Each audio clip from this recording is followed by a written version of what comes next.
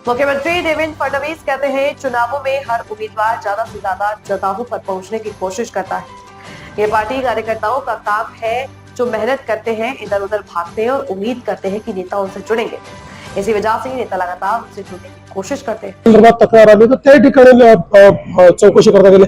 Even अनेक वेळा माझी देखील गाडी तपासली जाते।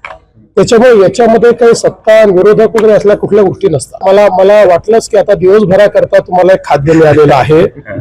असं आहे, मी रात्री उशिरा आलो आणि मी त्यांच्यापेक्षा लवकर चाललोय, कारण मी माहिती घेतली त्यांची सभा माझ्या 1 तास नंतर आहे। त्यामुळे भेट झाली नाही, उद्या होईल, त्याला काय। म्हणजे शेवटी आम्ही दोघेही आता प्रचारात पूर्णपणे मग्न आहोत। फोनवर तर आमचं बोलणं रोजच होतं, त्याच्यामुळे आता भेट झाली नाही झाली ते तयार व्हायचे आहेत। मला लवकर निघायचं आहे, कारण माझ्या सभा लवकर ठेवल्या आहेत। यात कोणची मोठी गोष्ट आहे? तुम्ही चालवा दिवसभर, झाली नाही भेट, झाली नाही। मला असं वाटतं की निवडणूक आयोगाने कायद्याचा चुकीचा अर्थ लावलेला आहे।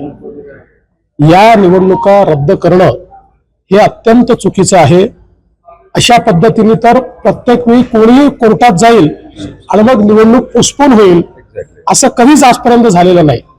कुठला कायदा निवडणूक आयोग काढताय, कुठला कोणाचा सल्ला निवडणूक आयोग घेताय याची मला कल्पना नाही।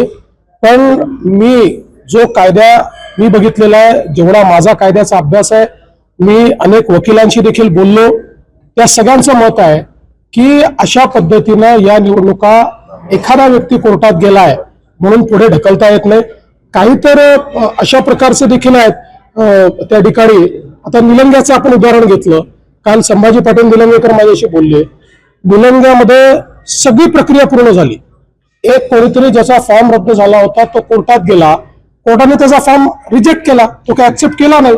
त्यामुळे मग ज्यांनी फॉर्म भरले त्यांना पूर्ण वेळ मिळाला, परत घेण्याचा पूर्ण वेळ मिळाला, प्रचाराचा पूर्ण वेळ मिळाला, आणि कोणीतरी पार्टी केलं होतं म्हणून या ठिकाणी निवडणूक पोस्टपोन करणं हे अतिशय चुकीचं आहे। अर्थात निवडणूक आयोग स्वायत्त आहे, त्यामुळे त्यांना निर्णय घेण्याचा अधिकार आहे।